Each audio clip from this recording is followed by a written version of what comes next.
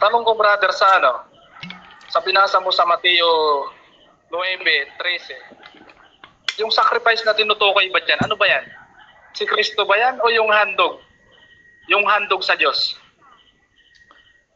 Okay. Si Kristo ang nagsabi nito.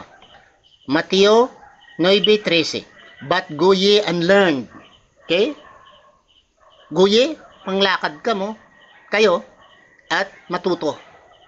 What that meaneth? Ano bang ibig sabihin ng kahulugan? I have mercy. Mayroon akong awa, and not sacrifice, at hindi sakripisyo. For I am not come to call the righteous. Hindi ako pumarito para tatawagin ang yung mga matarong, yung walang kasalanan. But pumarito ako para sa mga taong may kasalanan upang sila magsisisi. Upang sila ay magsisisi.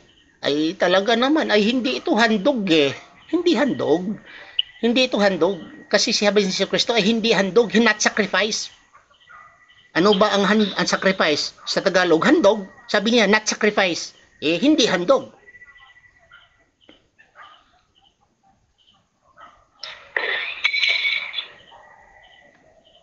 Brother, handog ba yan? Handog ba yan? Yung tanong ko, handog ba yan sa Diyos o si Kristo lang handog? Ano ba yan? Handog ba sa Diyos o si Kristo?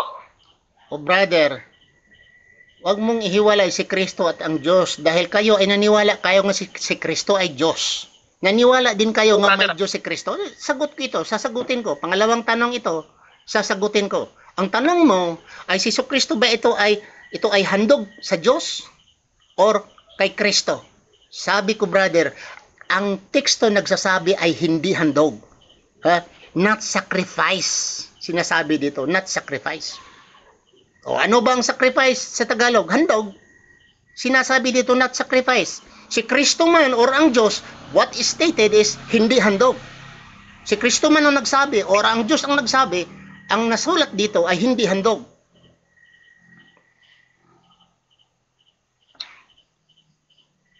Handog yan brother na hinahandog sa Diyos, hindi si Kristo yan. Brother, panahon ko ito sa pagsagot. Ang rights mo to ask question, wag mong sagutin yung tanong mo. Magtanong ka sa akin at makinig ka sa aking sagot. Kung hindi ka sang-ayon, wag mong sagutin yung tanong mo dahil nagtatanong mo lang, karapatan mo pagtatanong. Wag sagutin yung tanong mo. Okay. Pangalawang tanong.